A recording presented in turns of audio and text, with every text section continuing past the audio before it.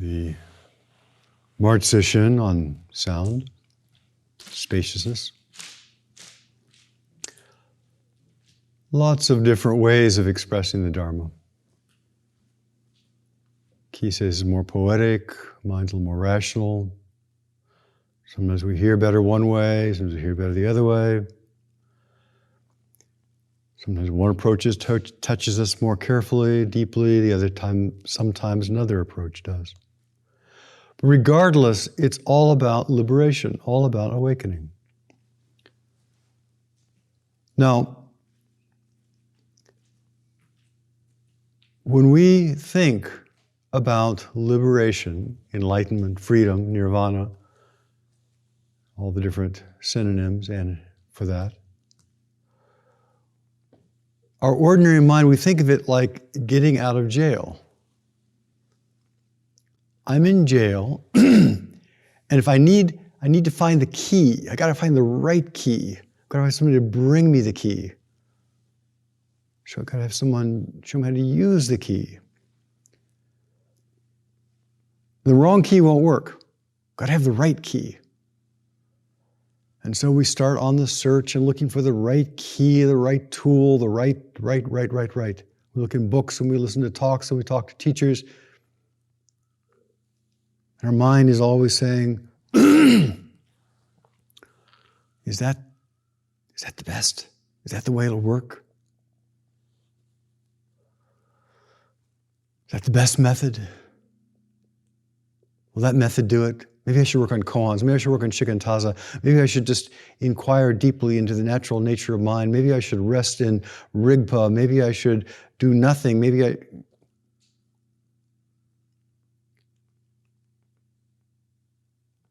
If I just go there, just hear that, just, then I'll be liberated. I'll get out of jail. And of course, that is a completely understandable approach. We are all modern people, and we've all been trained to shop. Since we were very young, we've been trained to shop. But liberation is not dependent upon good shopping skills. It's not dependent upon making the best choice or the right choice. Good shopping skills are important, and we all need to know them. We're going to have a kitchen.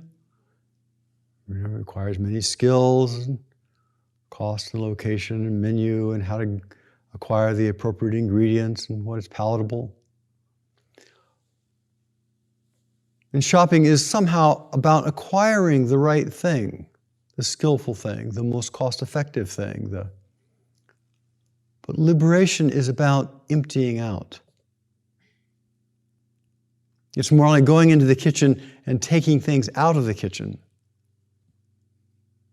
and then seeing what's left. There was a documentary I saw a few years ago about Mother Teresa, and some people had given her a building, I think in San Francisco. She went in and looked around the whole building. It was quite an elegant building. She took out the paintings. She took out the sofas. Said, we don't need the rugs. Took out the tables. Took out the chairs. Finally, she even took out the beds and the sinks. She said, we don't need the sinks. We don't need this. All we need is God's loving attention channeled through caring people. We don't need all this stuff. Now, it's a little bit draconian, and yet the point was stuff, the right stuff, the best stuff, the good stuff, is not what the heart longs for. And our mind, of course, says, well, what about?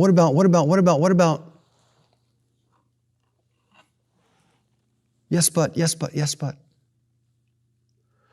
Practice is unlearning. Unlearning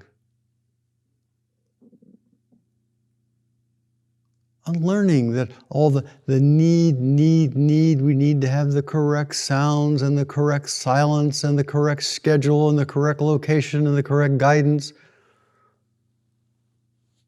We need to feel a certain way, have certain experiences.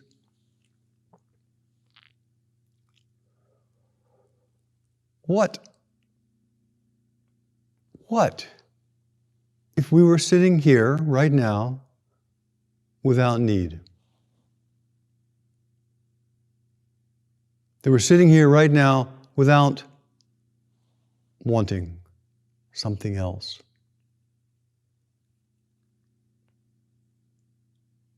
What if we were sitting right here, right now, without hope?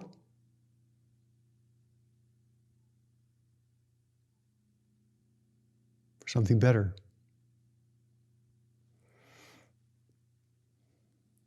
What would we be left with? Right there is where liberation is found. The changing isness of this moment.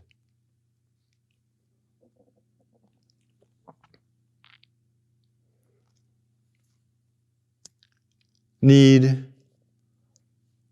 aspiration of a certain kind is all about the future.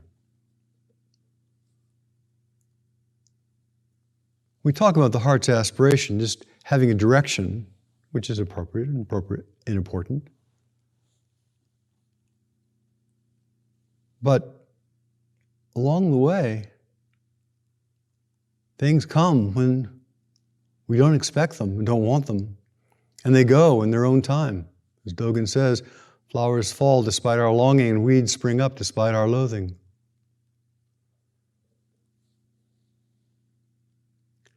We are so habituated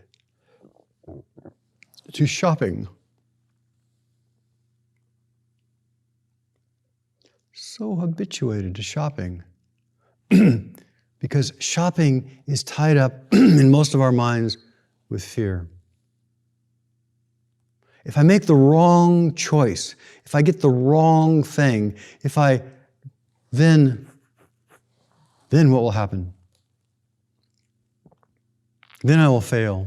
Then I will suffer. Then I will be inadequate. Then I won't get what I think I want to get. My whole life is dependent upon, I've got to shop right. Right state of mind. I've got to hear the right words. I've got to hear the correct, the best, whatever our version is. And our mind, our fearful mind, is just judging. Nope, that's not it. Nope, that's not it. Nope, that's not it. Nope, that. Well, in a way, that is true. Nothing is it. But in the ordinary mind, it's all about getting. And I think maybe it comes from the foundation of our particular culture, the Abrahamic traditions of, we grew up with, if I do the wrong thing, I'll go to hell. I'll be irredeemable, I'll be lost, I'll be worthless, I'll suffer. I've got to do the right thing. I've got to make the right choice. I've got to live the right way. And of course, it is true that there is skillful and unskillful, a kusala and a kusala. But this is not, I've got to live, make the right choice, is not dharma.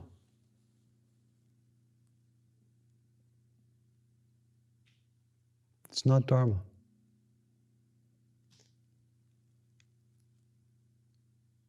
The dharma view is everything can teach us. Everything is learning. Everything is presenting us with reality. And there is nothing that cannot be turned into wisdom to benefit others. Nothing. Some people get a PhD in suffering because they want to understand a certain kind of suffering well enough to be able to help others.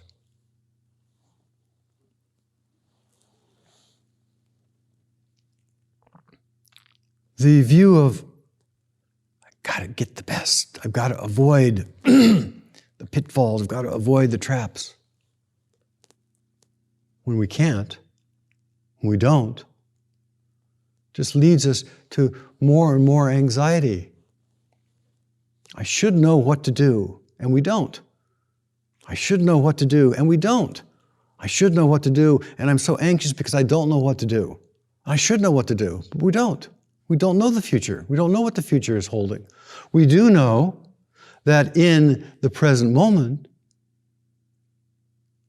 listening, this case, right here, right now, making the most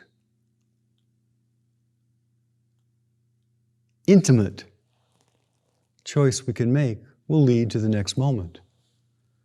And on the scale of good and bad, if we say make the best choice now, and the best choice now, and the best choice now, and the best choice now, and the best choice now, we end up with the best outcome. We can't make the best choice tomorrow if we don't make it now. But the Dharma view is what presents itself to us, is what is to be attended to, is what is to be connected with.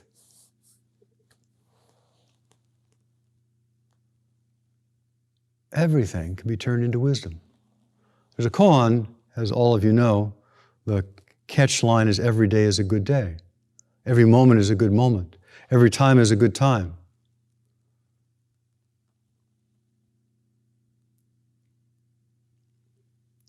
And that has to be a reified experience. Otherwise, it's just a good idea until we come onto something that we really hate, have a hard time with, and then suddenly the ideas just fall.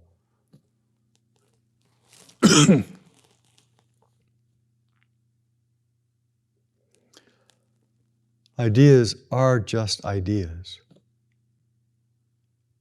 Great ideas, small ideas, liberating ideas, distorted ideas, adequate ideas, inadequate ideas. They're all just based on separation. Like ideas of sound and silence, as though there were two things, as though it's possible to have one without the other, as though it's possible that they're not one whole indivisible, that it's possible to have something called sound which is independent from, it has nothing to do with silence that is behind the sound, that it's possible to have a foreground without the background, that it's possible to have something that we see without the unseen. It's possible to have a stick and we decided we were going to cut the top of the stick off, and so we cut the top of the stick off, and we're still left with a stick with the top and the bottom. So we cut the top of the stick off, and we're still left with a stick with the top and the bottom. The top and the bottom are inseparable. Upside and downside are inseparable. Silence and sound are inseparable. And yet we have an idea that there's this thing called sound. This idea there's this thing called silence. This idea there's a thing called me. This idea there's a thing called not me. This idea that there is a mistake.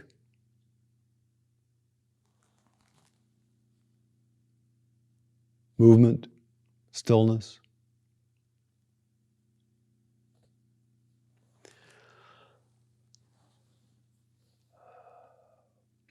So this particular retreat, lots of retreats, we were simply using the immediacy of sound, the uniqueness, the isness of the sense of sound as an entrance gate to liberation. The sound that we're making right now. The words are kind of extra. The sound. It's what we're hearing. And not some special sound or some lack of sound. We're basically just holding up sound and say, listen to it. And you can ask questions. Where do I hear that sound? What is it that recognizes sound? Those syllables, that babble.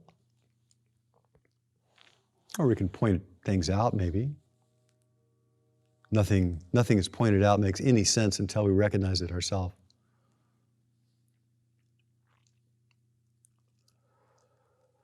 The truth that sets us free is often recognized when the limited beliefs, the small-minded ideas that we have about reality are simply looked at carefully and examined and seen for what they are.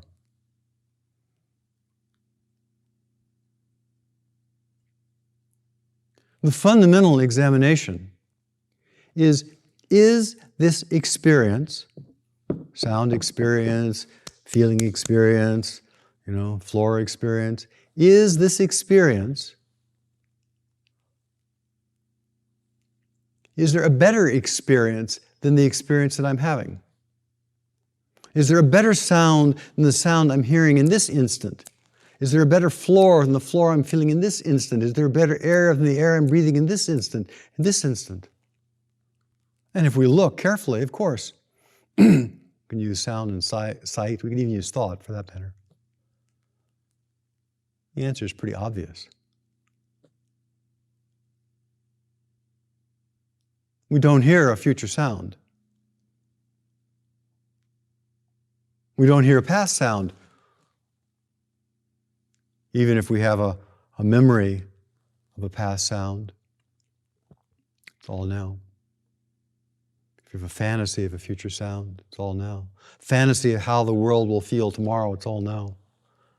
A memory of how the world was in the 1980s, that memory is all now.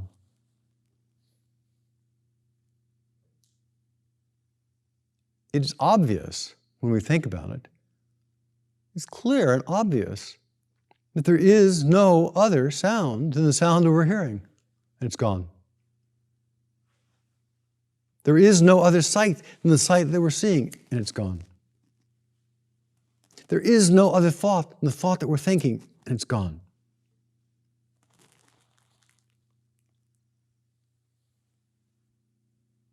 To step outside of our fantasies about someplace else, something else, when else, something else, and to actually enter the reality of this flowing moment is practice.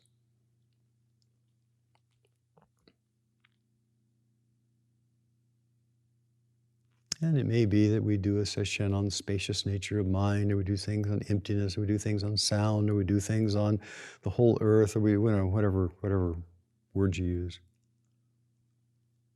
But they're just words to try to point to the only place that could actually be pointed to.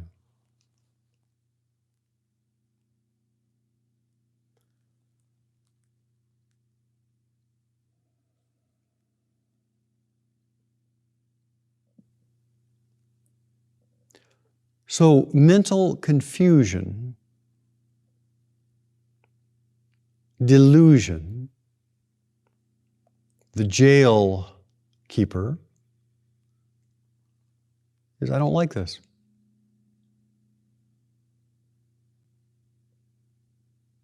I don't like this. Should be different.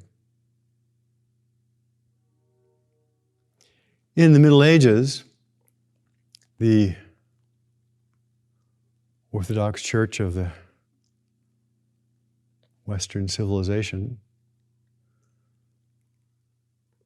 tried to make reality agree with their opinion. And their opinion was that the sun goes around the earth.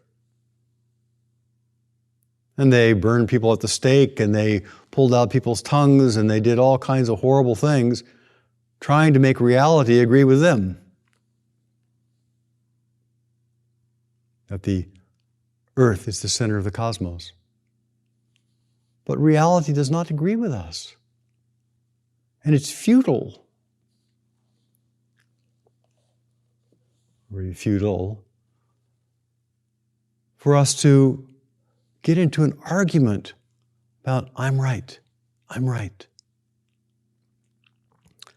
We have lots of sounds we're hearing.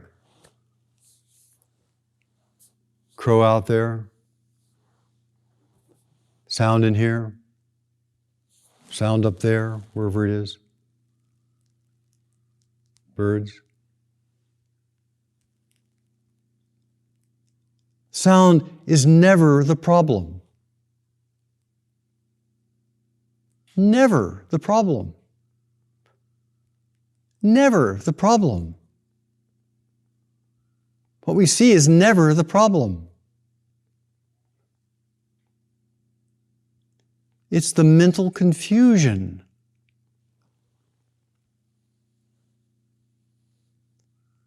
Our mental confusion.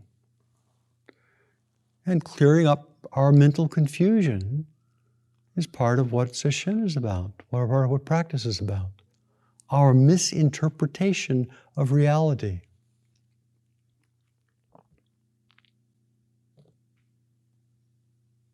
According to me, things should go this way. Those birds should oink instead of caw. According to me. It's confusion. The way things are is the way things are. Sound is not right or wrong or good or bad, better or worse, it's just sound. Explosions and lullabies are just sounds. It's the fundamental teaching of Dharma. An equivalent teaching is reverence for all life, or respect for all life. Not reverence for the life I like, not reverence for the life that I think agrees with me, not reverence for the life I like, but reverence for all life, respect for all sound, hearing all sound, understanding the fundamental truth of the isness. Even our thoughts, they just come through. So this mental confusion of where we are adding all this extra stuff on top of reality and then thinking that the extra stuff we just added to reality is reality, it's endless until we look directly. That's all Sesshin is. Let's look directly. Let's listen directly.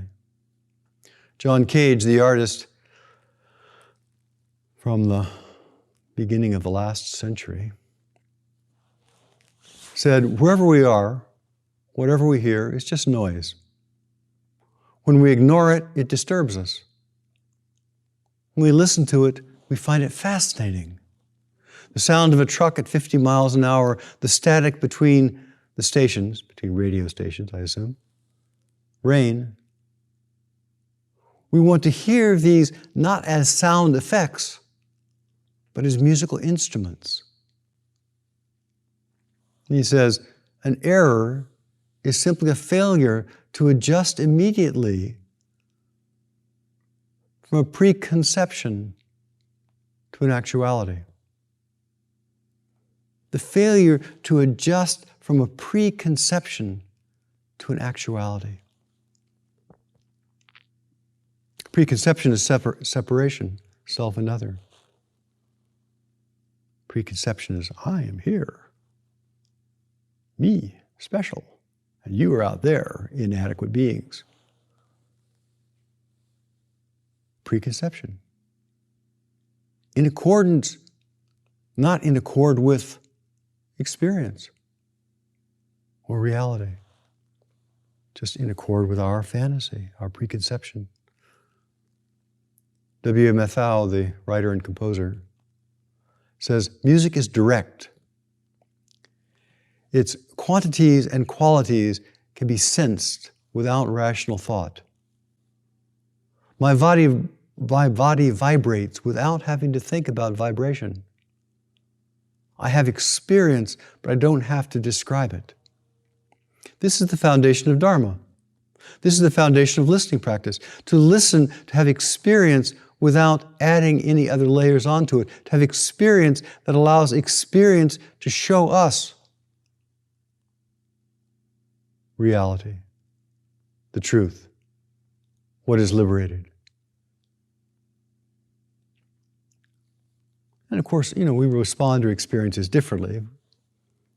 We step out of the way of a truck and we sing to a baby. But the fundamental teaching of Dharma, everything is teaching us. And we have to be in direct contact with it and not having it, all of our opinions about it, and then us.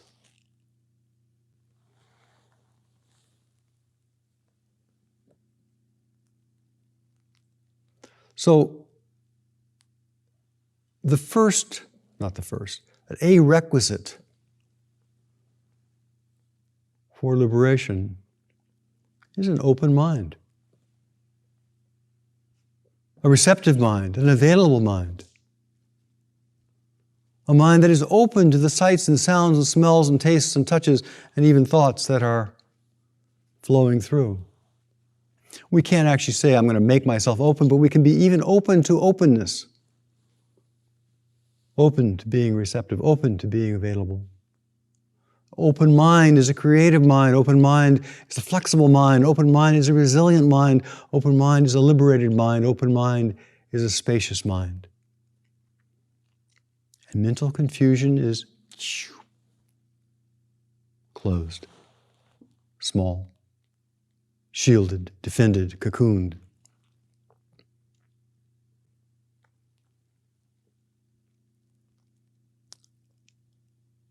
So our practice is the practice of openness. Meeting things as they are. Hearing things as they are. Not stuck to self or other. Not stuck to I know and you don't. Not stuck to I've got to know. Not stuck to I am right. Practice is being anchored in the flow of immediacy, the flow of reality. I am right.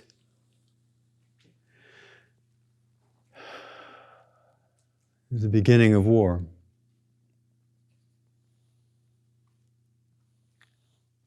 I know I am right. Beginning of persecutions, beginning of arguments, beginning of intolerance.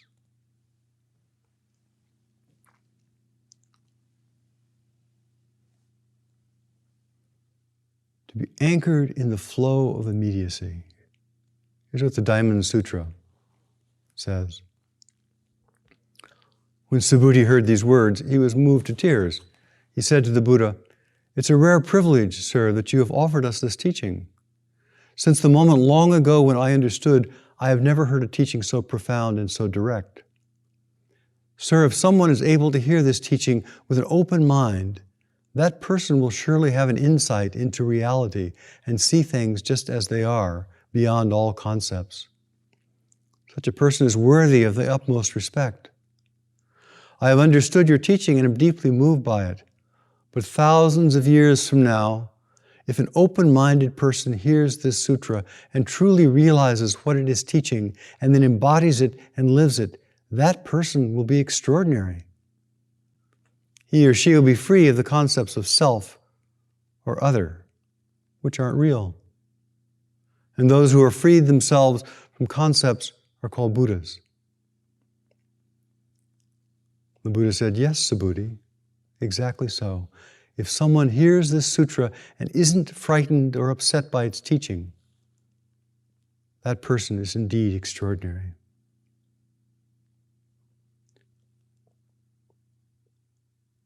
Someone hears this teaching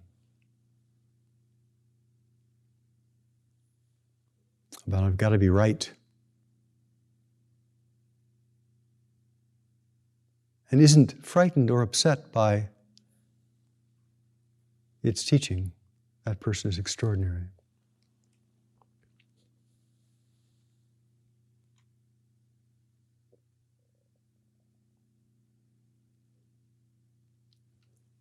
What if liberation were not about, I know, I'm right, I've got it, don't have it, but rather, what if liberation was about connection? What if liberation was about oneness, about intimacy, about seeing self and other as two sides of a dance, of seeing knowing and not knowing as both reciprocal truths, seeing ignorance and not ignorance as both essential. This is what Nisargadatta, Maharaji Nisargadatta says. Because it cannot be told, you must gain your own experience. You're accustomed to deal with things, physical and mental. But I'm not a thing, and neither are you. I am not a thing, and neither are you. We are neither matter nor energy, neither body nor mind. Once you have a glimpse of your own being, you will not find it difficult to understand. But we believe so many things on hearsay. We believe in distant lands and people. We believe in heavens and hells. We believe in gods and goddesses just because we were told. Similarly, we were told about ourselves, our birth, our parents, our name, our position, our duties, our history, our childhoods, and so on. We never verified it. The way to truth lies through the destruction of the false. And to destroy the false, you must question your most inveterate beliefs.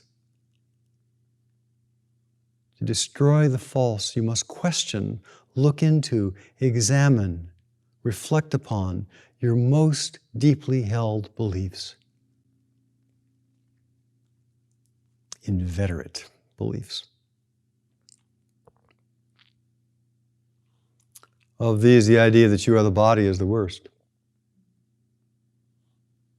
With the body comes the world, and with the world it starts fears, religions, and prayers, and sacrifices, and all sorts of systems, all to protect and support the child adult frightened out of their wits by monsters of their own making. Frightened out of our wits by monsters of our own making. Monsters that we make in our minds. Realize that you cannot be born nor die, and with that fear, with the fear gone, all suffering ends. What is it that's alive? Is there anything alive? What evidence do you have? Were you born? Other than memory and a story, what's the evidence of that? Will you die? The unborn Buddha mind is unborn. That which is unborn is undying. It is not a thing. He continues, what the mind invents, the mind destroys. But the real is not invented and cannot be destroyed. Look at that over which the mind has no power. What I'm telling you about is neither in the past nor in the future. It is the timeless and total timelessness. It is beyond thought. And how do we know that? Listen. Listen. Listen deeply. Listen closely. Listen intimately. Listen without opinions. Listen without good or bad. Listen without hope. Listen without intention. Listen without understanding.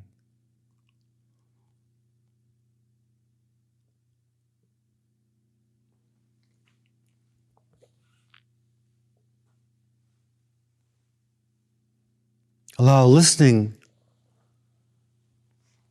to inform, to teach, to show us. It's always free. Allow listening to reveal what is true, unincarcerated.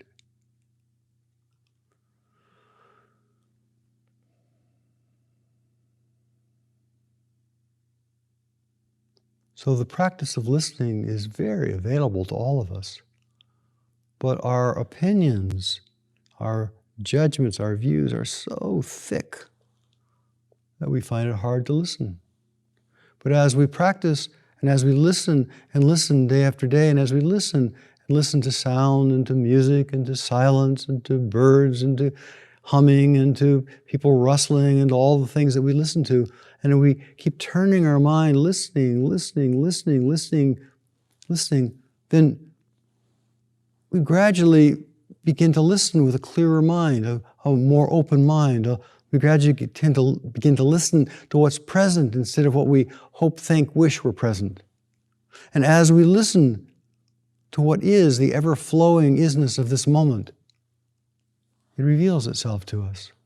We become lighter, freer, less encumbered by our own opinions.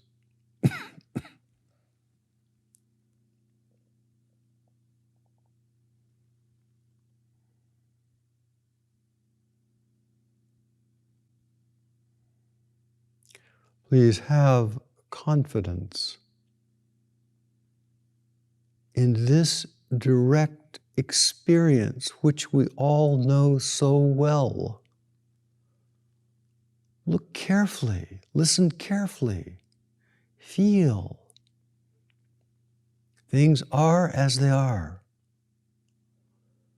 That which is felt, heard, and the seer of what is felt and heard, and the location that it is felt and heard, and the place that it disappears to, all are exactly the same.